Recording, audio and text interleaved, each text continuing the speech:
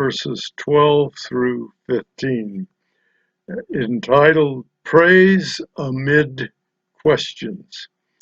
Well, as we look at Habakkuk next, we're going to find that he has portrayed God as a giant crushing force operating in wrath or anger or fury in order to deliver his people. Verse 12, you marched through the earth in fury. You threshed the nations in anger. Well, verse 12 is almost certainly a continuing reference to the invasion and conquest of Canaan, where they just went and overran one people group after another with the power of God going before them. The word threshed in the Hebrew is the word for trampled, as an oxen would trample wheat or corn to separate the wheat from the chaff or the corn from the chaff. We saw that earlier in one of the Psalms, Psalm 1, as a matter of fact, beginning in verse 4, the wicked are not so, that is, they're not like the righteous, but are like chaff that the wind drives away. Remember, the idea is that as you beat the grain out of the stalks, you throw all of the result up into the air, and the wind blows the chaff away, and the product you're looking for falls back to the ground to be picked up and saved. Verse 5, therefore the wicked will not stand in the judgment, nor sinners in the congregation of the righteous. In other words, the wicked are the chaff that will be separated out from the good kernels of the believers, the righteous. For the Lord knows the way of the righteous, but the way of the wicked will perish. Well, opponents of God and his people will find themselves lying in the path of God's wrath. That's just where it is. You want to give God a hard time? You want to oppose God? Watch out. You're in the path of his wrath, as he will protect and deliver his people. Now, verse 13 is the purpose clause that Habakkuk has. Let's look at verse 13. You, Yahweh, went out for the salvation of your people, for the salvation of your anointed. You crushed the head of the house of the wicked, lying him bare from thigh to neck. Destruction of the enemy is for one purpose only, to deliver, in this case, Israel, but generally to deliver his people. The last phrase, crush the head, implies a mangling of the corpse from the thigh to the neck. And that's the way this translation addressed it. That expression's a picture really of a building having its roof torn off by some devastating blow, and the remainder of the building destroyed all the way down to a bare foundation. It's quite a graphic picture. And scholars debate just who or what the building represents. For example, Habakkuk's had Babylon in mind, so it may be Babylon and Babylon's end destruction that he has in mind. But it could represent all the kings and people groups that were displaced as Israel drove out the Canaanites also. Or it could even go back and represent Pharaoh and Egypt after the Exodus. Pharaoh's army was destroyed. Egypt was powerless to stop the Hebrews from leaving. There's something else in verse 13 that begs for our attention. It's the word your anointed. The term is generally used of kings and others who were appointed by God for some specific duties. It is, of course, also used as a reference to the promised Messiah. And as a matter of fact, that's what the word Christ in the New Testament means the anointed one. The use of anointed to refer to corporate Israel is quite rare. And so there's some question about what is really being referred to. Was he referring to Israel in a rare use of the word anointed? Israel was God's chosen people, and that in essence is a form of anointing. Or was he really referring to the promise of the Messiah? Well, we don't really know. Well, did the Old Testament people, speaking of the Messiah, did the Old Testament people ever have a chance to realize that the Messiah would be God himself? Well, let's look at a couple verses from Isaiah and Malachi. Isaiah 40 and verse 3. A voice cries, in the wilderness, prepare the way of Yahweh. Make straight in the wilderness a highway for our God. So who was that voice preparing a way for? It was God, the God of Abraham, Isaac, and Jacob. Look at Malachi 3:1. Behold, I send my messenger, and he will prepare the way before me. This is God speaking. Verse 5 of chapter 4.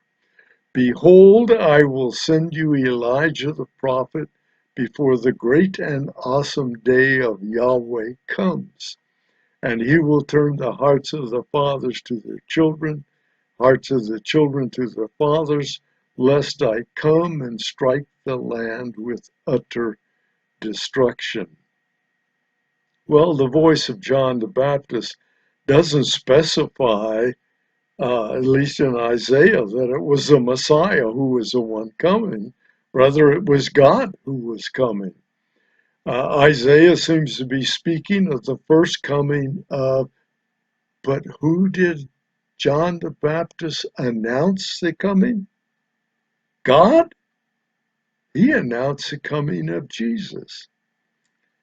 Jesus, the Christ, the Messiah, who is also Yahweh.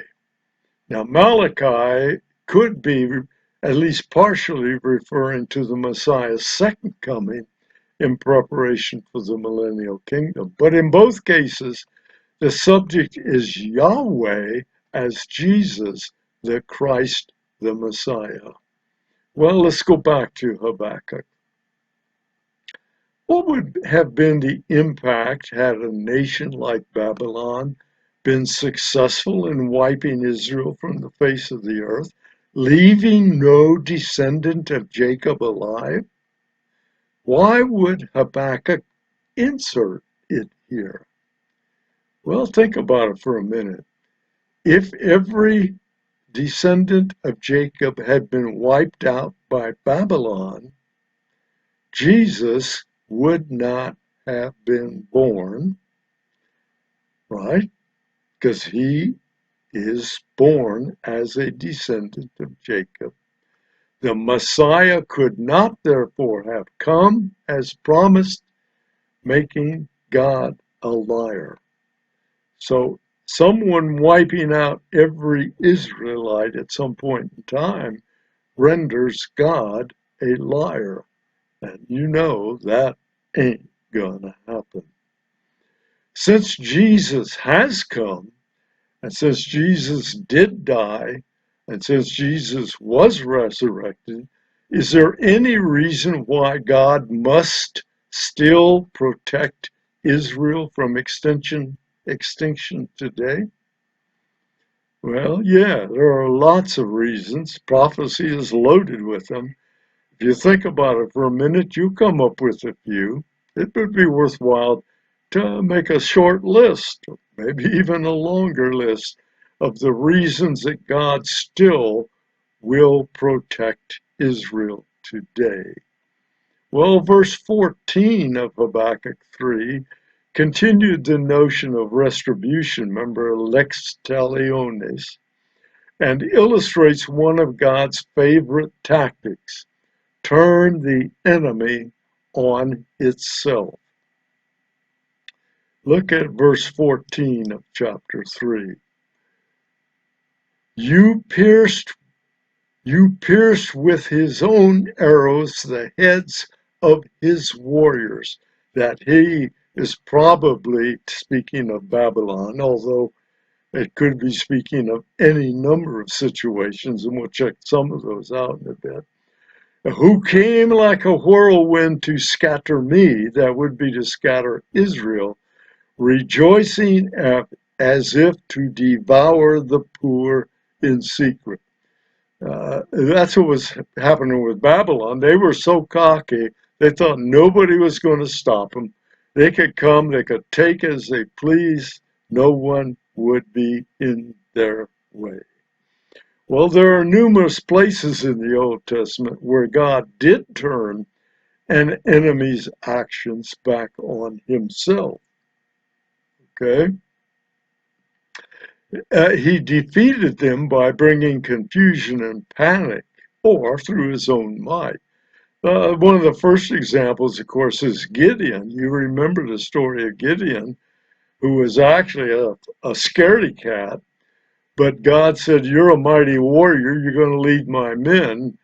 But Gideon got up together a good-sized army, and God said, too many, whittled Gideon's force down to 300 men, and had them attack a massive army of Midianites and Amalekites. What did they attack with? Trumpets and jars holding torches. And so what did they do? They got their swords out? No, they yelled, they blew the trumpets, they broke the jars, and in the confusion, God caused the enemy to kill each other and run. You can find that in Judges chapter 7. There's another interesting situation where that same confusion occurred. It's what I call the War of the Four Lepers. The Syrians had amassed a huge army in siege of the city of Samaria in the northern kingdom. And there were a group of 4 lepers who wanted to go to the Syrian encampment to effectively give themselves up in return for food.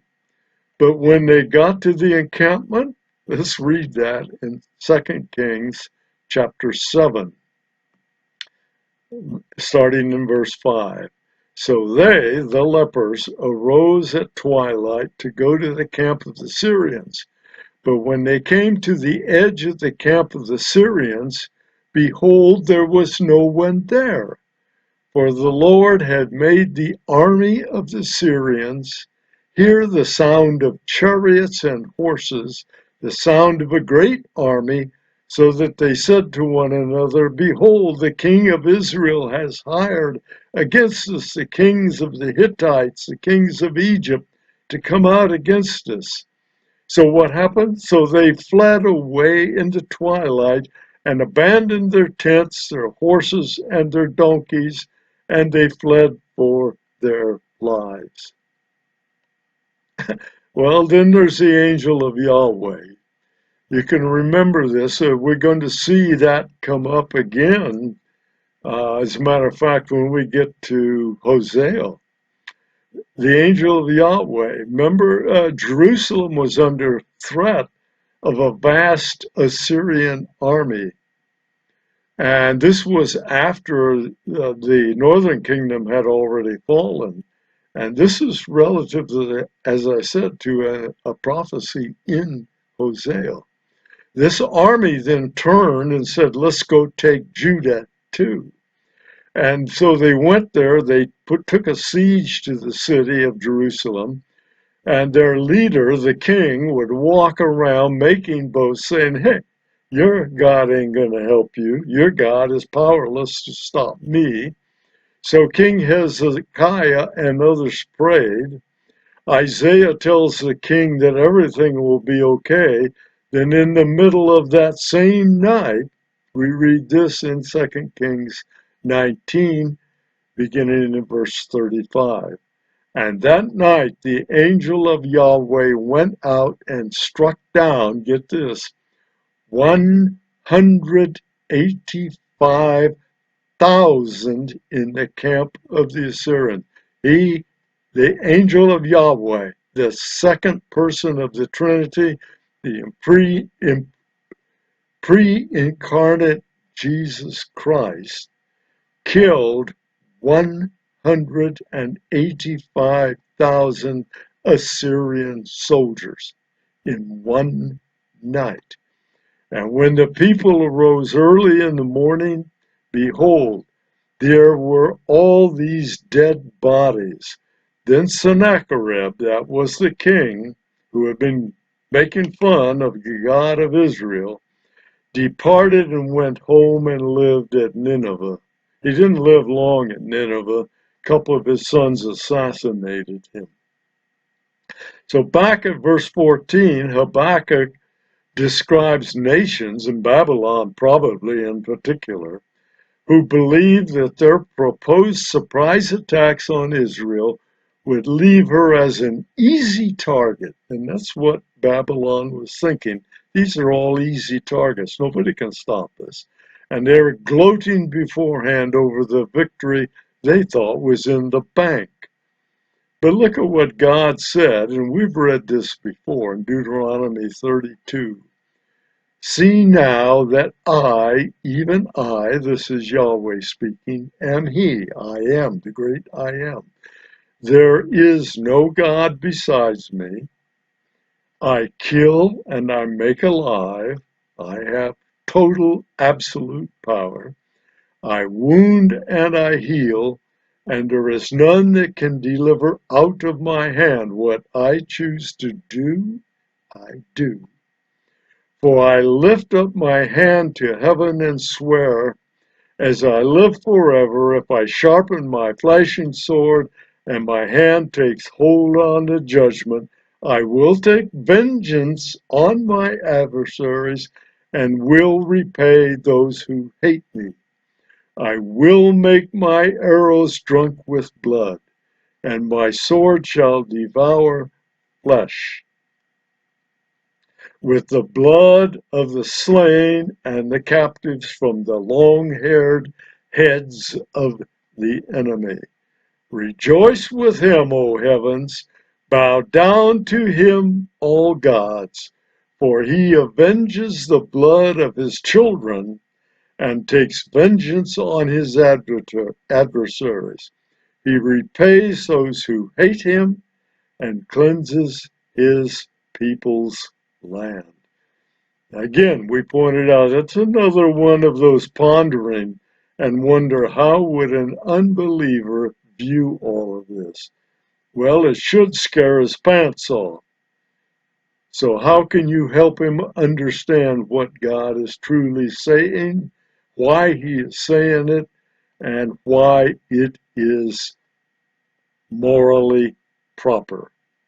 In verse 15, Habakkuk goes back to the imagery of his rhetorical questions in verse 8 to finish this section. So I'll reread verse 8 and then verse 15 to follow. Verse 8, was your wrath against the rivers, O Lord? Was your anger against the rivers, or your indignation against the sea when you rode on your horses, on your chariots of salvation? And of course, those are rhetorical questions with the answer no expected. He wasn't ticked off at rivers or seas. Verse 15, you trampled the sea with your horses, the surging of mighty waters. Most scholars seem to believe that that was a reference to the water of the Red Sea reversing and covering the army of Egypt. That was the point of salvation for the Israelites. They had crossed the Red Sea on dry land. They were safe on the other side, And as the Egyptians tried to cross, also the waters ran over them, decimated the army, and Israel was free. Of course, God's anger again wasn't at the rivers or waters, but verse 15 again is likely to that episode at the Red Sea. Well, at the same time, verse 15 is emphasizing God's sovereignty. So, what was Habakkuk's clear message in verse 15? I think it's very simple. Yahweh can handle Babylon. Don't sweat Babylon. Yeah, there's going to be a hard time of discipline coming to Judah, but God will handle Babylon in the end. Couple of takeaways. Anyone who opposes God's going to find themselves in the path of his wrath. You want to oppose God? Watch out for his wrath, his anger, his fury, his indignation, because you will be in the way of that. God's purpose always includes the deliverance of his people. No matter what he's doing, the end goal is always the deliverance of his people, Israel or believers today. And God is capable of confusing your enemies and his into confusion and self-destruction. If you think your enemies are too powerful for you, they're not too powerful for God. He can throw them into utter self-destruction. In the next section, we're going to wrap up Habakkuk, going to take a look at his final words, a magnificent benediction, and a statement of his ongoing, certain faithfulness to the God he now trusts. We'll see you for that final session in Habakkuk.